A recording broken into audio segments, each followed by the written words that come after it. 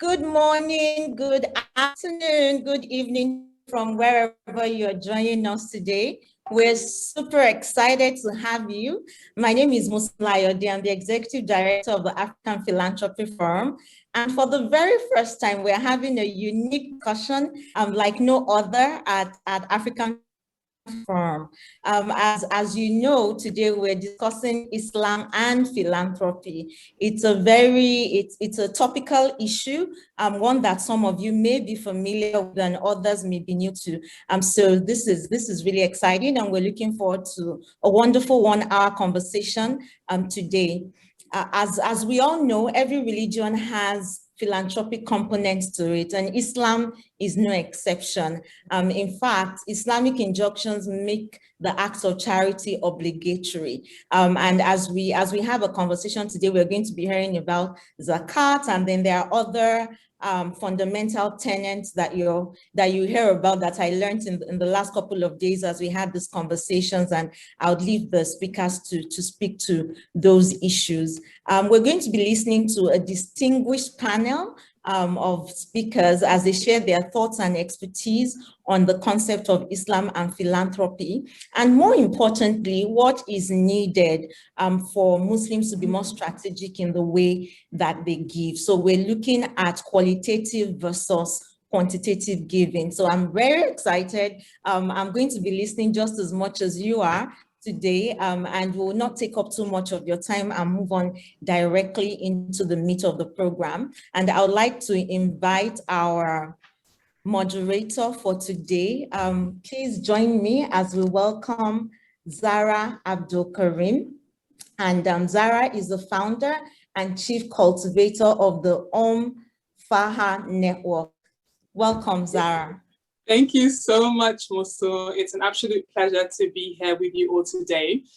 These webinars are always very funny because sometimes it can feel like you're speaking to yourself. So if you are in the audience today, I would love for you to just put your name and your location in the chat box. Let us know that you are there to interact with us as we are going through the process. We also have the Q&A section. If during the course of today's session, you have any questions that come up, we will take a Q&A at the end. But in the meantime, please share your names, your locations. Where are you joining us from today? Let us know that you are here. We want to feel your vibes and your presence. As Muslim said, my name is Zara Zakaria Abdul Karim, and I am a business strategist and a community builder. I am the founder of the Faha Network and the chief cultivator, I like to call it. And that's a women's network I founded in 2014. And for the past 7 years, we have been working with women to help them, lead more holistic lives, financially, emotionally, and spiritually.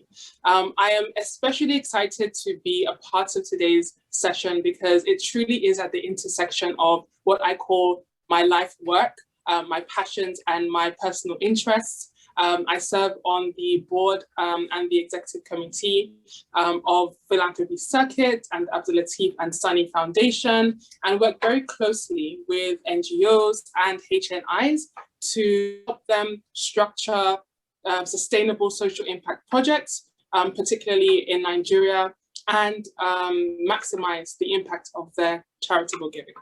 So that's enough about me. We have two wonderful speakers who will really be helping us dissect the topic for today's webinar, which is Islam and Philanthropy. We have Dr. Marwa El Daily, who is the founder and chairperson of Waqfiyat Al-Mahdi Community Foundation, which is the first community foundation in Egypt and a pioneer initiative for reviving and modernizing the Waqf. That is the traditional endowment model that used to be the backbone of civil society in Egypt and the Middle East for centuries. And we're really looking forward to Dr. Marwa dissecting exactly what the Waqf is and how Muslims can use this model, and not just Muslims, even conventionally, we can use this model as a sustainable form of philanthropy. Hi, Dr. Marwa, how are you? Hey. Hi, Zara. Thank you for the nice introduction. Fantastic. So we also have Mr. Khalfan Abdullah, who seems to have dropped off my camera. So if our back-end technicians can please get Mr. Abdullah back on, that will be awesome. But I will still introduce him in the meantime. Mr. Abdullah is the managing partner of Abrar Consult, specializing in providing advisory services on financial inclusion through Islamic finance, financial education, entrepreneurship, and leadership, as well as strategies to alleviate poverty through Islamic social finance. He was the first CEO of Gulf Africa Bank Foundation and has previously worked in the Islamic financial services industry, both in Kenya and Tanzania. He's based in Nairobi, but is joining us today from Dar es Salaam. Welcome, Mr. Abdullah. Thank you so much. Nice having me. Yes, it's wonderful. It's wonderful having you here today. And before I forget, in the month of Ramadan, so Ramadan Mubarak to everybody, members of the audience who are currently observing the Ramadan fast, and thank you all for joining us today. With that, we are going to jump right into the crux of today's discussion, which is on Islam and philanthropy. And my first question is for you, Dr. Marwa. And that is, if you can please shed some light on how the concept of philanthropy is embedded in the Islamic faith. And if you can particularly tell us a bit about Zakat, this concept of waqf, which most people I'm sure may not have ever heard of, and how they fundamentally differ from Sadaqah. Okay, actually philanthropy is very much embedded in the Islamic religion. And if you look into the pillars of Islam, which are 5 pillars of Islam, which is basically the fundamentals of what makes you a Muslim, Zakat comes as a 3rd pillar. So it's basically the 3rd pillar of Islam. And Zakat from the Arabic comes from the word purification. So it's something that is instructed by God. It's a mandatory service that is instructed by the divine, by God, for Muslims to be able to do in order for them to be called Muslims. It is mandatory in the fact that it's very clearly specified. It's not what most people don't know. Zakat is not exclusive to the rich only, and this is for me something that I found fascinating. That it's very qualitative. Actually, it's not about quantity of what people give. It's actually about the quality. What zakat makes to the human who gives and who receives. There are 2 types of zakat. There's something that is called zakat al-mal, the what's on wealth and possessions. So for everybody who has a certain amount of money or possessions that exceeds a certain amount, that is called nisab, equivalent to 85 grams of gold. So whoever has this wealth over one period of a year needs to pay 2.5% of his or her possessions as zakat. Zakat al-fitr, this as now we are in the month of Ramadan, so everybody will be getting ready to pay zakat al-fitr. It's compulsory to all Muslims, whether rich or poor, even the poorest of the poor.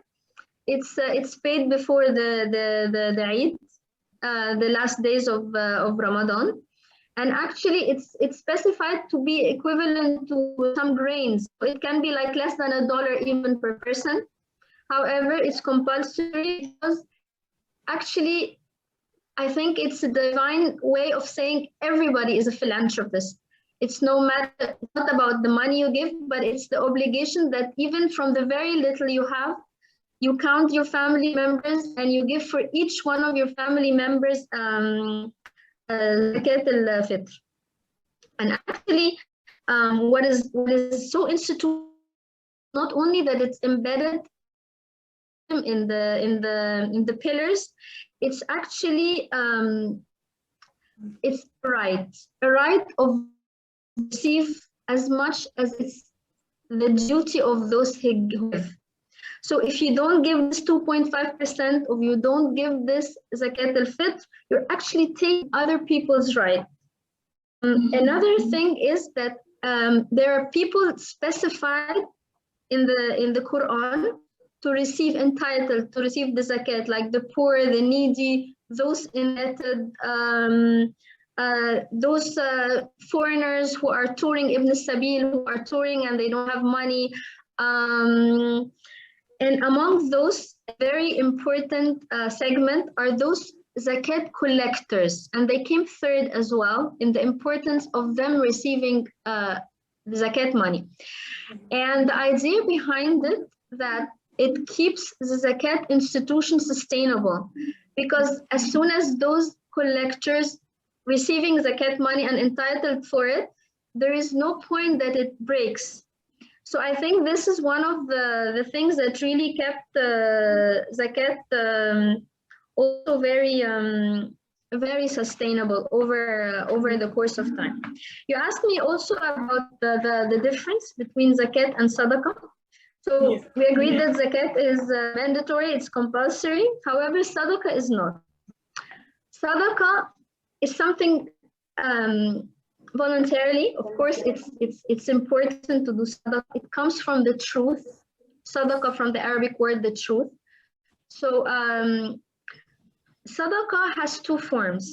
Either it's a sadaqah as it is, the word, and this is materialistic, can be material giving, like you can give, you find someone, you are compassionate to someone, you just give whatever you want. It's not, you're not obliged to give 2.5%, whatever.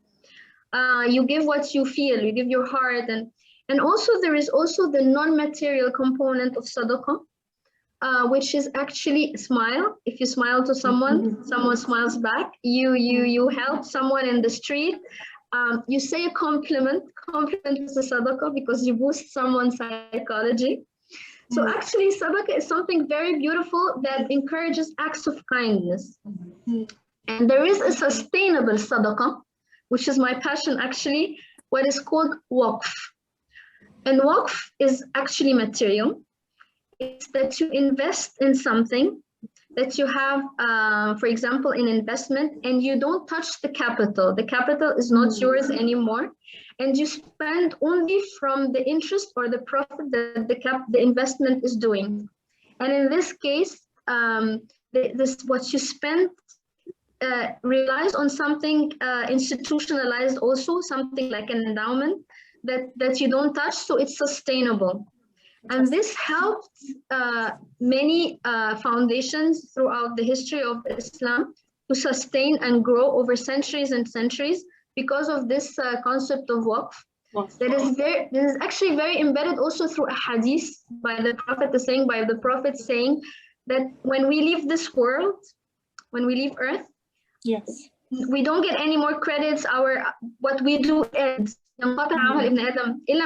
Three things keep us alive. yes, It's an education that we give. So education, this is the first, education, because we live through the education we give, through the students or offspring that we educate so that they can spread the teaching. And the third is waqf. You have a waqf that spreads a good deed, like even if you die, it keeps giving you good deeds forever as long as it's ongoing. So this is the difference between sadaqah, waqf, and zakat. Thank you so much. Thank you so much, Dr. Marwa. And just to really hone in on the point, you're equating the waqf to the sadaqah jariyah. I think that's the term that most people might be a bit more familiar with, the ongoing charity. Yeah, and examples of that is planting a tree, and that tree can be there for centuries, and anybody who is enjoying the shade will, benefit. Digging a well or a borehole, and people are continuously benefiting from the water. And I think those are some examples that I'm familiar with of sadaqah jariyah. Thank you so much, Dr. Marwa. I think that was a very, very extensive breakdown of what zakat is and how it differs from sadaqah, and how it's really embedded in the Islamic faith and practice. And one of the next question I have is for Mr. Abdullah. While Tamara was speaking, she gave what I would consider, and what I think many people in this day and age would consider, a bit of a technical requirement, for example, for calculating your zakat. She said it needs to be above 1 nisb, which is about 85 grams of gold. And I don't think anybody here right now can instantly relate to that. 85 grams of gold, what does that mean? I don't measure my wealth in gold.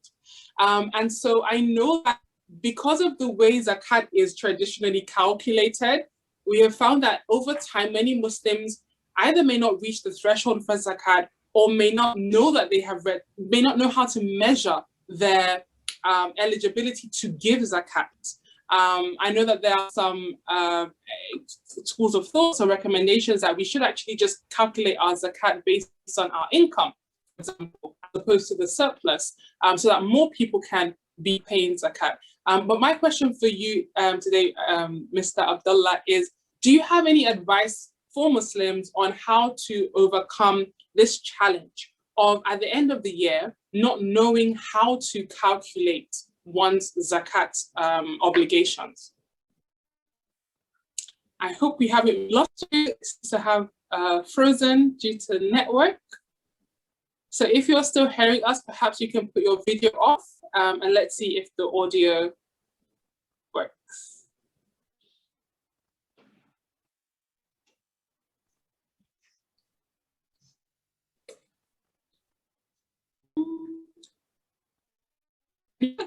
Mr. Abdullah?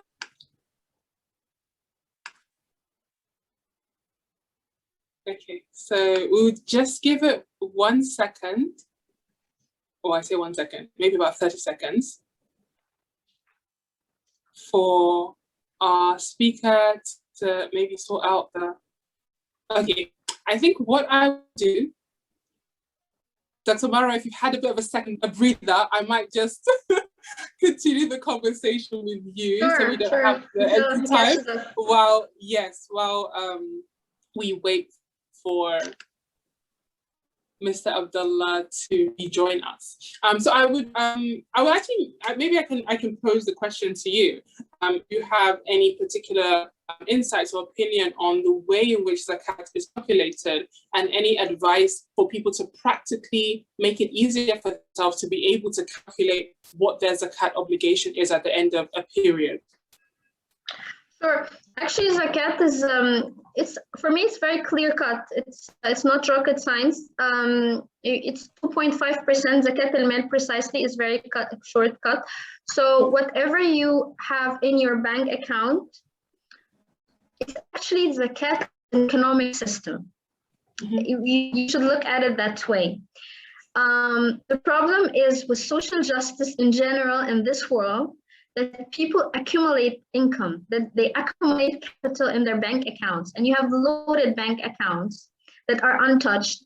And this is actually what creates all the injustice of this world. Yes. So by this very simple economic system of zakat, this system of capital accumulations is really combated, is challenged, because you simply take 2.5% of whatever money is in your bank account over which 1 year has passed. So it's not being touched for 1 year.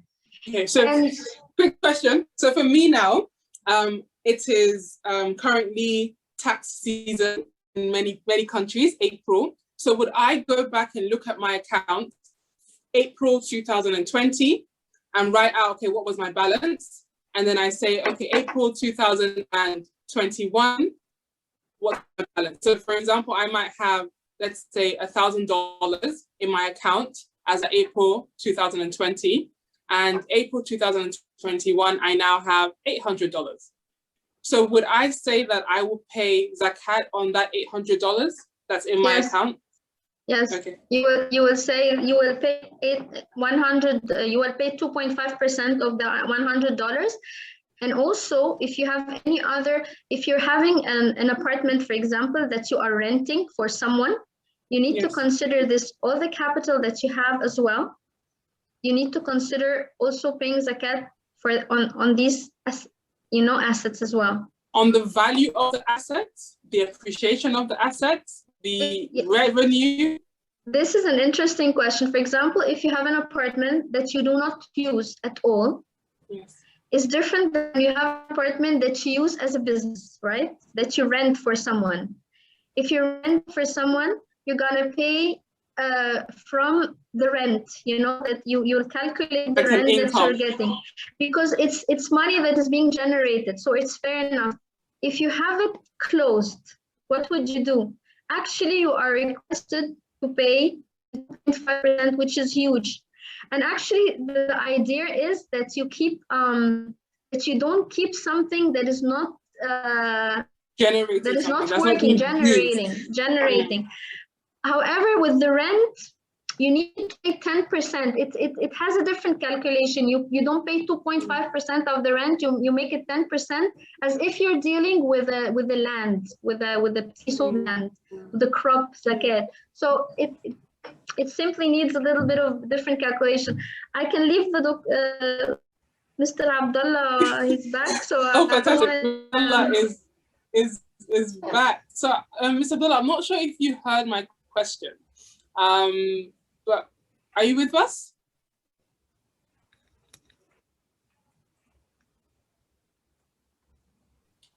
Mr. Abdullah, are you with us? I can see you, but I can't hear you. I think maybe he's muted. Nah, he's not moving at all. So as I mentioned earlier, if you want to put your camera off, just in case that helps with the network, I think that would be perfect. But in the meantime, I think that I will continue grueling Dr. Mara while I have you Okay. on the calculation. Is there any way to make it easier? Because as you're speaking now, I'm already thinking, oh, 10% here, 2.5 there. What is there any way to make it easier? Or do you think that it is easy? We just need to figure out what needs to be done. I think it really needs attention. It is, as we agreed, it's a pillar of Islam, and if you keep this money, it's like you're stealing other people's money. It's not your right. So I think it really requires attention. If you have a company, if you're a Muslim with a company, I think you should have a department for this, of calculating your zakat.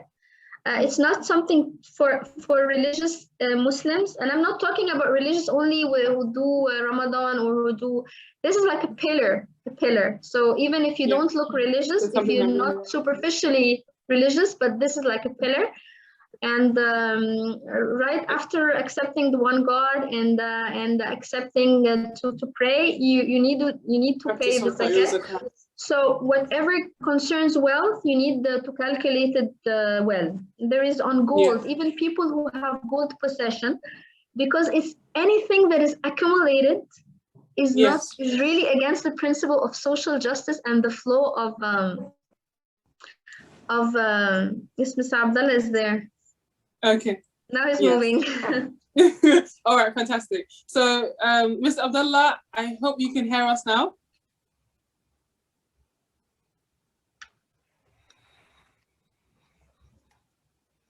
No.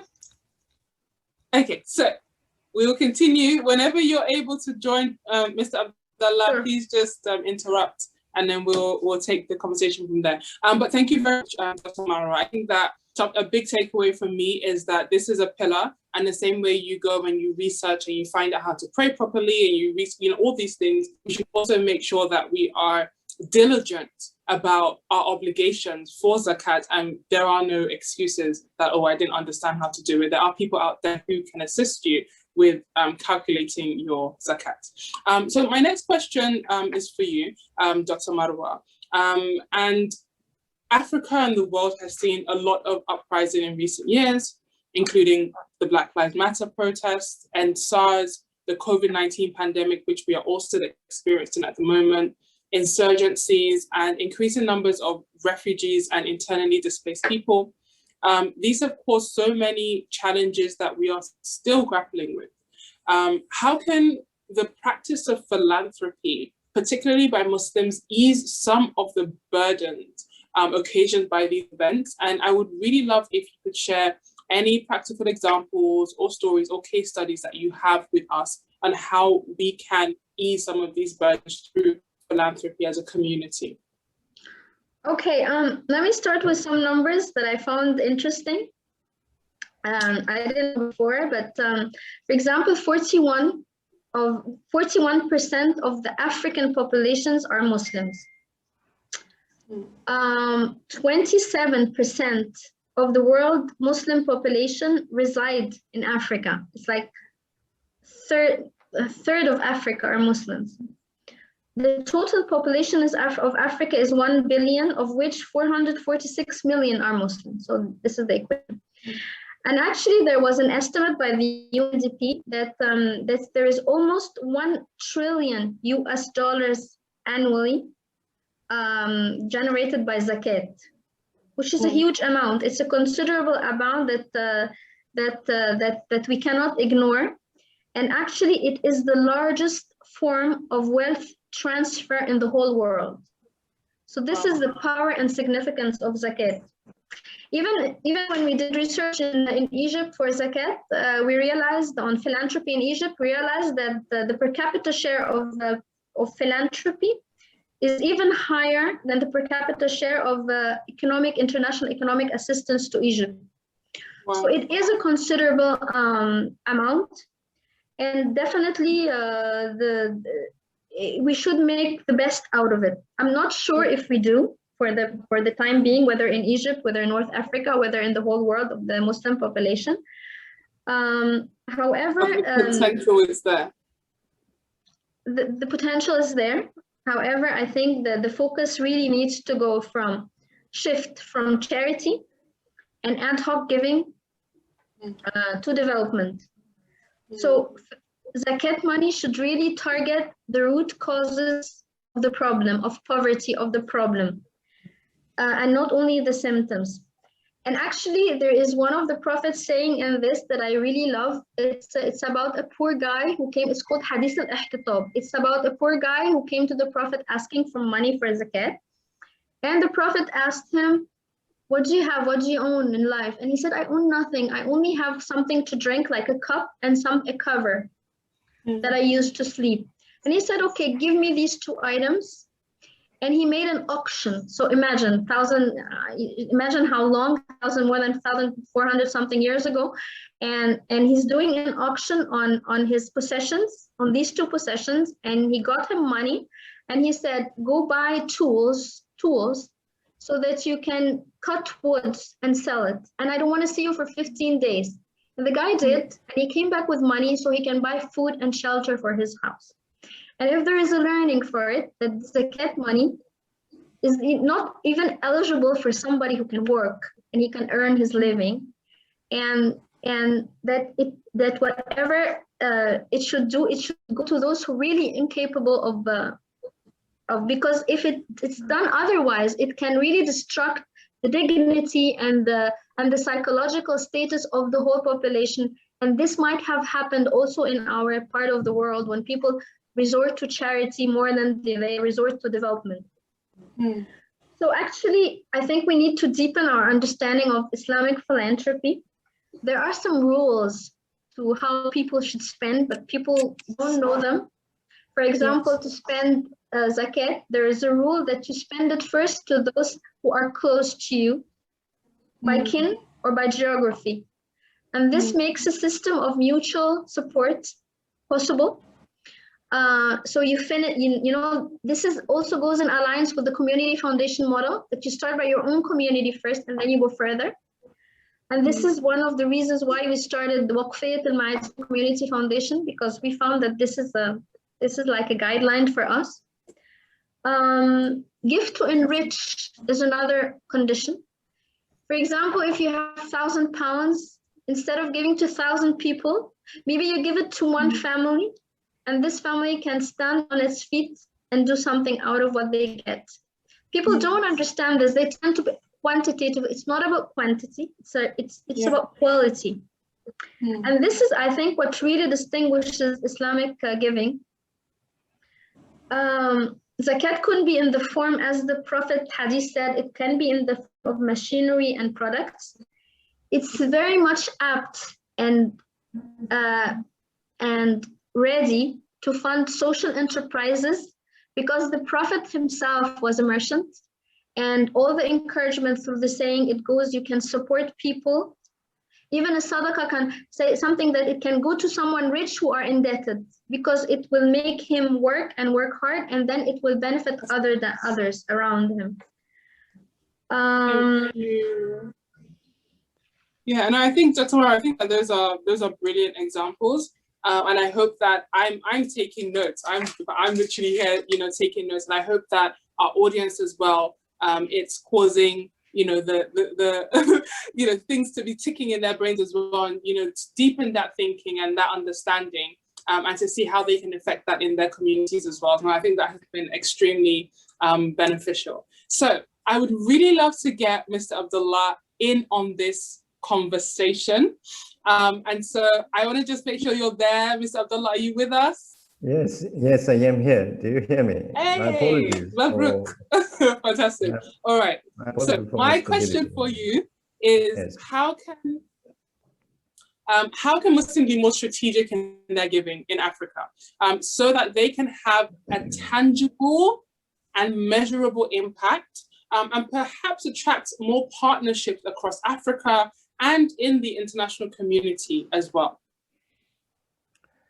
Thank you so much for having me once again, and my apologies for these unstable connections until I had to switch off my video, at least to gain this. We're experiencing here in Dar es Salaam very strong rain as I speak now, and winds. I'm not sure, I'm not a technical person, maybe that has something to do with my connectivity or not. But having said that, thank you for that question. To start with, the Islamic philanthropy, as my sister mentioned, is very enshrined in this religion, and there are varieties of instruments which are used to achieve that, which is Zakat, Sadaqat, Waqfu, Qardun Hasan as well, which is a Ibn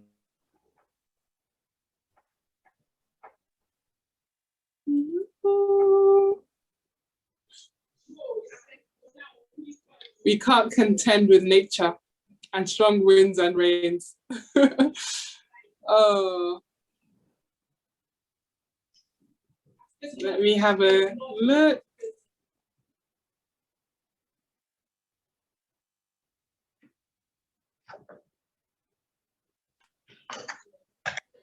Any luck?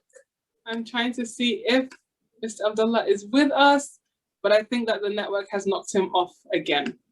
Okay, so I'm going to hold that question for him, and I'm really hoping that he is able to join us somehow. Yes, I am back. You're back. Do you hear me? Oh. Sorry. So there are drivers of instrument, as I was saying, and with regards to strategic philanthropy, what we have seen over the years in the Muslim community, they are using or channeling their philanthropy, their sadaqah, their zakah, and waqfu towards schools, for example, building schools and supporting education, also towards poverty alleviation, as well as also in building masajid. Most of the masajid you see in Africa, most likely they might have been built by either waqfu or sadaqah or zakat money. All these mostly beautiful ones you see around the globe, these are symbols of Islamic philanthropy around the world. But also hospitals have been built over the years and supported through sadaqah and other forms of charitable donations. So towards the current situation that we are in with the pandemic, we have seen an extension or a huge focus towards health, which some time back has been left behind, not because it's not recognized as crucial, but because it requires a lot of capital, a lot of resources to invest into the health.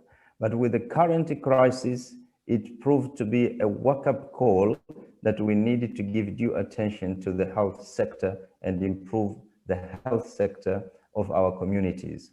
Giving an example of what, for example, most of the charities, most of Islamic philanthropy have done to be dynamic during this period of COVID-19, they have channeled now their donations, their Zakat money and Sadaka collected towards providing reliefs to the families of those affected by COVID-19. As you know, in family, most of the families, the father or the mother will be the breadwinner, and he is at higher risk of catching COVID-19. In case they do, they have to be isolated. Now the families becomes without much of the support. This now has been well addressed to a certain extent by certain Zakat funds. The example I would give here is in South Africa. South Africa's Zakat fund had reacted very nicely, very well, to make sure that they are providing continuity, livelihood continuity to the families of those affected by COVID-19. But that not enough, they moved further to even contribute towards provision of oxygen concentrators to some of the hospitals, buying them and supplying them so that people can be able to get this essential treatment when they fall sick. So to sum it up, I would say that health is critical, education is very critical, poverty alleviations, these are also very critical from my view. We have been doing something towards that, though we need to measure the impact of what we have been doing around these sectors, but more so we needed to report.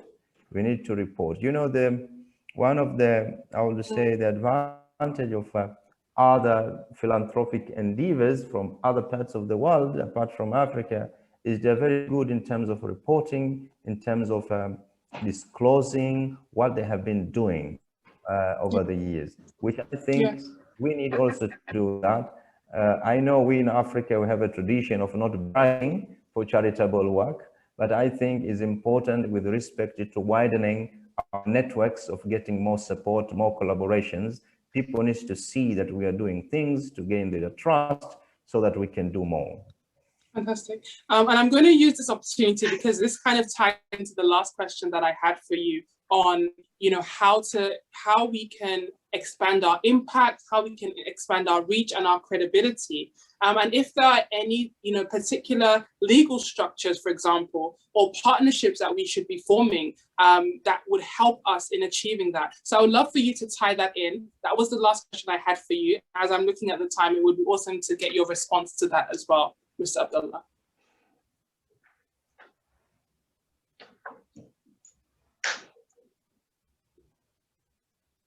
Mr. Abdullah, are you still with us? Yes, I can see you online. So just to confirm that you got my question, I was just trying to tie in what you were sharing about, you know, reporting, for example, on how, if there are any particular legal structures, if there are any partnerships that Muslims should be keeping in mind to help to expand impact, reach, and that credibility, which really helps to attract. Oh, I'm seeing network issues. Okay. Mr. Abdullah, are you with me? I am back. Yes, please. Just okay. Repeat the question very briefly so that I can take it up. No worries. I said that what you mentioned about reporting ties in very well with the last question I had for you. So I'd love for you to address it now on if there are any particular legal structures we should be setting up or types of partnerships we should be forming that can help to expand impact, reach, and credibility that then attracts more opportunities. Well, I think there are so many best cases on best charities and the way they are managed around the world. For us, we don't have to invent the wheel, but be able to, if we lack knowledge, then we need to learn from the others. If we have the knowledge, we need to be a little bit aggressive in terms of making sure people are able to see what we are doing I mean, what philanthropy is able to do in our part of the world, by making sure that after selecting the focus areas. For example, when I was the CEO at Gulf African Bank, we selected 3 thematic areas. Number 1 is making sure competent young people are able to access education, university education, by paying their bursary. Okay, but also we were able to provide microfinance to women widows so that they can be able to take up and support economically themselves. Now, we need to communicate this and also connect with others by sharing these stories more often, yes, with other entities that are willing to support or add to our efforts in our parts of the world. Interesting. So just very quickly, I know you've mentioned now the Gulf Africa Bank. Are there any other kind of big corporate institutions that, you know, we should be keeping our eyes on, that we could potentially connect with, partner with, for anybody in the room who is particularly interested in, you know, expanding philanthropy in Africa and forming, you know, cross-border partnerships? So do you have any recommendations aside from the Gulf Africa Foundation Bank you mentioned?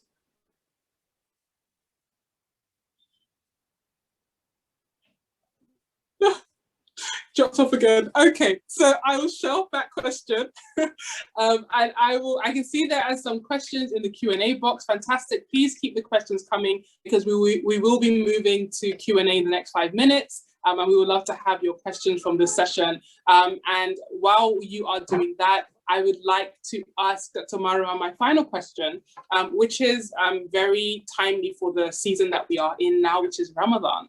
And Ramadan is definitely a season where we see a significant increase in giving by both individuals and corporate organizations who are targeting the Muslim demographic in particular.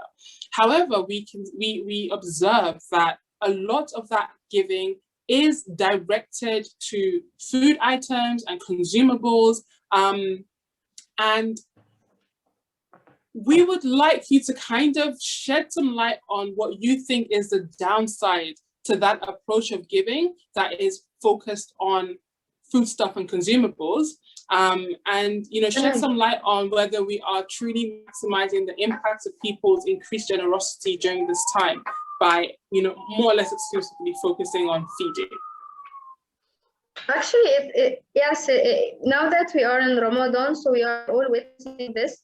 As we were speaking, we have tremendous amount of Zakat money, and 80% actually of this money is spent in Ramadan, because people believe that when they spend it in Ramadan, they will get more credit for it, because it's a holy month and everything. So this is another challenge. I think people should just simply calculate their annual Zakat expenditure throughout the whole year. So we have money flowing throughout the whole year, not only in Ramadan. However, in Ramadan, the idea is that most of the people, most of the ads, like 30% or 35% of the advertisements during the month of Ramadan, which is really the most expensive in Egypt, they are paid by NGOs to receive donations. So they pay extraordinary amount of money, like almost, I don't have it was like for airing, like 30 seconds of airing, it was like 5 years ago, it was about 100,000 Egyptian pounds, which is huge amount, I don't know how much, but like 100K for 30 seconds. I hear millions now. I hear like 60 millions for the airing and things like this, but they count that when they pay this amount of airing, they get 5-fold of what they pay. And actually, I think this is a distortion of NGOs and civil society organizations who really want to do something developmental, yes, because they have a better outreach to the people. But they don't have that money for media. A lot of money for media. Nobody talks about how much money is put into media. Yes, they get 5-fold of it, but still, where is the transparency of how much money is being spent on advertisement as well? And at the same time, it's really in people's mind, it needs to change that instead of paying all this money to give food to the needy. Yes, everybody needs to eat. However, not everybody should deserve to stay at home and have people hand him, because sometimes it's also degrading to have people just receive in front of their children and everything, receive food when they can work, when they can receive tools to work. And this brings me to what we did in our foundation, Waqfat al-Ma'adi Community Foundation. We launched an initiative called the Tool Bag Ramadan Tools Bag. Fantastic. Challenging the fact that you give food in bags, you give tools for electricians to start their workshops, for carpenters, for those who want to start sewing machines. And we launched it so that people can have shares and buy. You don't have to be a millionaire to invest in this. You don't have to even to buy a full bag. You can contribute with shares to this, so that you have people stand on their feet and from this Ramadan to the next become philanthropists themselves. And this is what I think everybody should be doing, to be innovative in the way we give, to use zakat to the channels it deserves. It's not simply that I give my zakat so I'm free. You really need to be sure where you put this money. And the question is, does this money change people's lives, really? Would you want this to be spent like this? So we did the tool bags. We did also, like, we because of coronavirus and all this, we trained the single-headed mothers on sewing. So they produced face masks, and we got a famous designer called Muhammad Sami, very famous in Egypt, who taught them. He designed a certain fabric and he taught women how to do the masks. And even the French ambassador came up with these masks to promote the idea. So actually partnerships can be established when you really do your homework and you do something that really is different and on a different scale.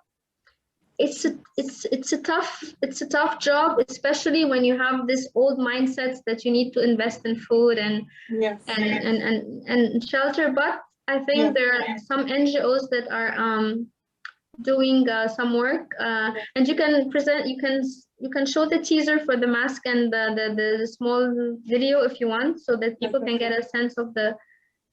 Thank you so much, Dr. Marwa. And I think that's a fantastic and very innovative idea that you've come up with the Ramadan toolbox. And you can just imagine giving somebody a sack of food that they're going to finish in a month, as opposed to giving a toolbox that enables them to then go on and earn a living. And I think that's really the core point of Zakat. It's to alleviate people from poverty. It's so that come next year, they are now able to be Zakat givers as opposed to recipients again. And we can see some awesome pictures from the projects that Marwa has, Dr. Marwa has shared with us. And fantastic and commendable from your organization. Fantastic. I think we have Mr. Abdullah back. Fingers crossed. And so I'm gonna jump in first, just ask you one of the questions that has come in, which is that, is Zakat only for, okay, I can see you're answering questions. Okay, is Zakat directed only for Muslims? I can see Dr. Marwa has answered. The Zakat can be directed to non-Muslims, and in Egypt, Zakat money goes to both Muslims and Christians regularly. So I think that has been answered. And one of the, okay, so I'm gonna quickly ask Musa actually how she would like us to do the questions. If we're happy with just answering the questions in the chat box, or if we want to bring the questions live to discuss the answers. I think it's great to answer them live, especially the ones that haven't been answered. All right, fantastic. All right, so I'm gonna pick on, let me have a quick look. Okay, so somebody has said, can you expand on the hadith that says charity does not decrease wealth? And I think Ms. Abdullah, can you take that question? On the hadith that says charity doesn't decrease wealth. Is he with us? Okay. I know the hadith. It's called "Ma naqasa mal min sadaqa." It means exactly what he said. Sadaqa will never decrease your wealth. Yeah. Yeah. So I think it's also, you know, linked to, you know, the concept of like gratitude and, you know, it's or like the abundance mentality. Even outside of Islam, there's that concept of, you know, of giving, and when you give, you receive. I think that's the same thing. So people don't get too tight-fisted and think that if I give this money, I'll never get it back. You get it back in manifolds. So I'm hoping that answers that question. And another question that we have here is I really love the discussion around how to measure and communicate the impact of Islamic philanthropy, especially in Africa. There are a lot of great organizations that are well vetted for their impact, transparency, and results. How do those organizations get the attention for Islamic philanthropy? How do they get the attention for Islamic philanthropy? So Dr. Maro, I think maybe I would love for you to share this because you're running a foundation yourself. What are some of the things that you do with your organization to really help it, you know, to get the limelight, to get the partnerships, to get your message out there and to attract other, you know, partnerships and opportunities for yourself? I must be very frank about this. It's very challenging. When you're doing something a bit against the stream, it's challenging because you need to change mindsets, and the strength is partnership. That for us, the solution is really going into partnerships by attracting those with the same mindset about what you're doing. For example, one of the things that we did, we launched a challenge for philanthropists, inviting them to accept our challenge. So each philanthropist would buy a share, for example, to buy a machine for someone to start working. And the philanthropist would do a video and start challenging corporations or another philanthropist. And this allowed us to widen the circle through this challenge online, so that everybody would challenge 5, whether a corporation or an individual. So it simply goes like widening the channel. Approaching embassies, for example, and especially those responsible for schools or those who can buy mass products. Yeah. I think it's simply being very creative. As long as you don't have the money to invest in advertisements. There is something also that is worth mentioning is the UNDP, for example. They partnered with an organization called BASNAS. It's an abbreviation. And actually they installed micro hydro power plants, which bring electricity to more than 4,500 people. So I think with international organization, it's easier because they are aware of the concept of development. Yeah. So I think having international organizations like the World Bank, the European Union, and kind of endorse you. Yeah, I think having this organization work directly with younger, innovative civil society organization and social enterprises is very crucial. Fantastic. So I have another question. I think that's some wonderful suggestions that you've shared, Dr. Marwa. But there's a question here that I think you will also be able to speak to. And if Mr. Abdullah is also with us, he can also add his insight on, which is that we seem to be stripping vulnerable individuals of their agency with food parcels.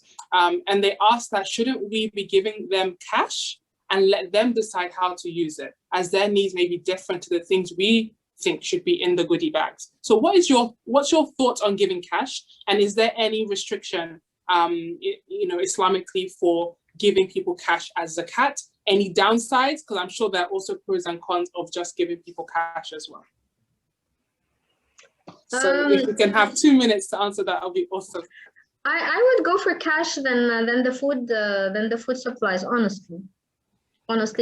For me, it's even a bit more dignified because it does not enforce a certain goodies for someone.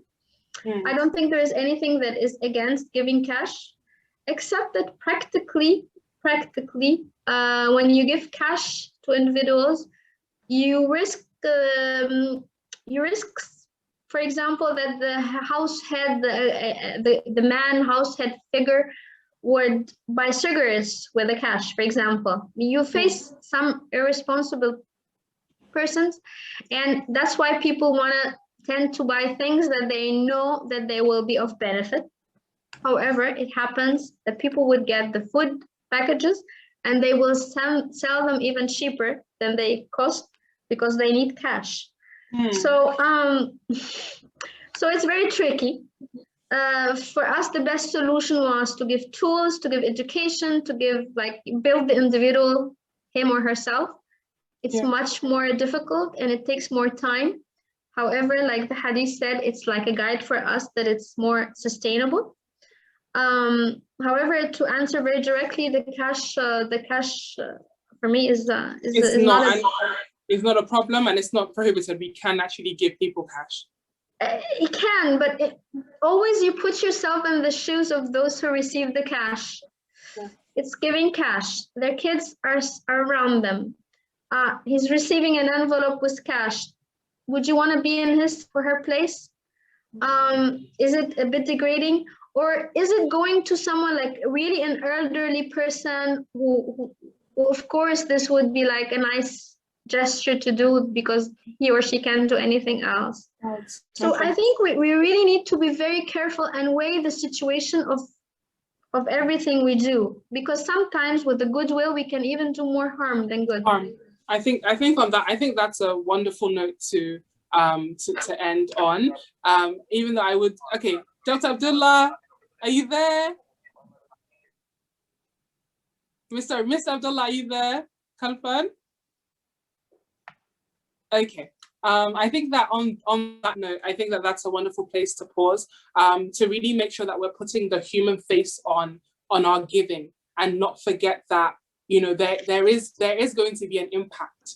The type of giving, the way we give, and how we have to remember that the giving is meant to empower the people. It's not meant to make them dependent. It's not meant to degrade. It's not, you know, it's not there to, you know, make them reliant on the donor. We have to make sure that the way we are giving is actually empowering the people, and it's in a way that will actually benefit them and raise them from the position they are, so that they can go on to, you know, provide meaningful contribution to their communities, be economically empowered, and go on to support other people in their communities. And that's really how the model is supposed to work, to alleviate, as Dr. Marwa said, those who are closest to you, your kin, your community. And that's how we start to see that regeneration happening.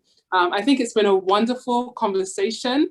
Thank you all for bearing with the technical difficulties. I'm a bit gutted that we didn't get to hear more from Mr. Abdullah, but I hope that you still enjoy the conversation between myself and Dr. Marwa. It's been an absolute pleasure moderating this panel session, and I look forward to more stimulating discussions and conversations with this community on how we can start leveraging philanthropy in our respective communities, to be able to then see that impact that we want to see across board. So over to you, back to you, Mosul. Thank you so much, Zara. You deserve an award for moderating a panel seamlessly when there is a technical difficulty. I think that was well handled and very well navigated by you. Thank you so much for steering the conversation, and thank you, Marwa, as well, for being available and very ready to answer all the questions. You're a bundle of knowledge. You could answer every question that was posed to you, and also in the chat box. Very grateful. Thank you for your amazing support of APF as well. You've been an amazing friend of APF over the years. And how fun it was. The bit that we heard from you was very insightful. We're happy that we had that opportunity to hear from you. But you know what I love about how fun? I could see that when even though there were technical difficulties, he just went to Q&A and started answering questions. So thank you for contributing in the Q&A section. Really appreciate it. Thank you so much. Thank you so much. Can you try to put your video on again? Come on. Let's have your video. Video. I fear I might be connected. Thank you. It was very wonderful session, frankly, and I really like to apologize for the weather. No problem at all. But I hope my colleague shared, and I agree much with what she said. We really needed to take the philanthropy to the next level to make sure that Africa is able to sustain itself without much aid from other people. We need to mobilize our own resources, either cash or non-cash. We have a wider range of instruments that we can dispose in order to be able to alleviate poverty of our people, in order to eradicate hunger, in order to handle all the climate disasters that sometimes comes in to provide relief and so on. So my maybe final thought I would think is we need to keep the conversation going. There is a lot of people who are really eligible to give, but they don't know. I see the questions that I've read here. People are a little bit not very familiar as to who is eligible to pay zakat. Is it a company also can pay zakat or only individual? Which I've tried to say that it can be individual, it can be a company, can pay zakat, and so on. When it comes to the issues around cash or non-cash, okay, the best way is, we need to make sure we address the needs of the people that we are targeting. If it is the poor people, some can handle cash, some can mishandle cash, so whoever is dealing with the groups or the recipients needs to be familiar with them, with their level of understanding, level of knowledge. You might be surprised if you give some men cash, they might end up marrying a second wife, a third wife. So, okay, increasing the problems within the family rather than solving the existing issues around. So we need to look at the family, their consumption needs, their productive needs, and be able to provide adequate support where it is due, rather than generalizing and maybe just giving cash and then or giving just in kind and so on. So all these approaches are available within Islam, and I think we just need to make good use of them and make sure that we are able to follow through. This is something very important which we tend to ignore for those whom we support. We give, we disappear. We need to follow through. We have cases here in Tanzania of wells, boreholes dug many years ago, and there is a simple technical fault, but the charitable entity that dug the hole ignored it completely. It simply thought, I dig, I go. Okay, but these people lack capacity of even to repair, or lack even the means to repair a small fault of that borehole, which is very essential to their villages. So we need to follow through. We had this COVID-19 where we started seeing a lot of water tank placed in certain places. Okay, now these water tanks, due to the weather on which they are exposed to, because they are kept outside and so on, some of them get damaged. Okay, we need to have a mechanism of follow through in order to sustain the impact of the charity that we are giving. Okay, thank you so much, Khalifan. I've honestly still got to really get more of you during the session, but excellent roundup talk, and thank you. I hope everybody please accepts our running over time to accommodate our final contribution from our panelists, considering the difficulties. Thank you so much. Right. Thank you so much, Halfan. Thank you. I think that's a perfect note to end, which is, to follow through. And one of the most insightful nuggets that came out of this is the need to give sustainably. And that's what we focus on at the African Philanthropy Forum. It's about strategic giving. And on our part, based on some of the questions that I saw, I think on our part, what we need to do at the African Philanthropy Forum is put together information on Islamic giving, where you can source funding in this space so that the relevant individuals and organizations can appropriately access funding. And also for those who are willing to pull funds and pull resources to come together and support the various nonprofits that are working so hard across the continent. I know that we're still in the middle of Ramadan, so it will be great to see that some of the learnings from this conversation are put to use. And I think that's another reason why I have to say a big thank you to the speakers. It's the middle of Ramadan, it's tedious, it's a busy period, but you accepted to do this even at short notice. Thank you so much. And would like to thank our funders, the Ford Foundation, CS Mott Foundation, and Conrad Helm and Hilton Foundation for supporting this. Of course, the APF team for the amazing work that has been done in the background. So thank you, everyone, and enjoy the rest of your day and week. Bye-bye. Thank you so much, Masu. Take care. Bye, Dr. Mara. Bye. Thank you all. Bye. Thank you, Zara. Thank you, Musa. Ramadan Thank you. Mubarak. Wonderful Ramadan Mubarak. session. All the best.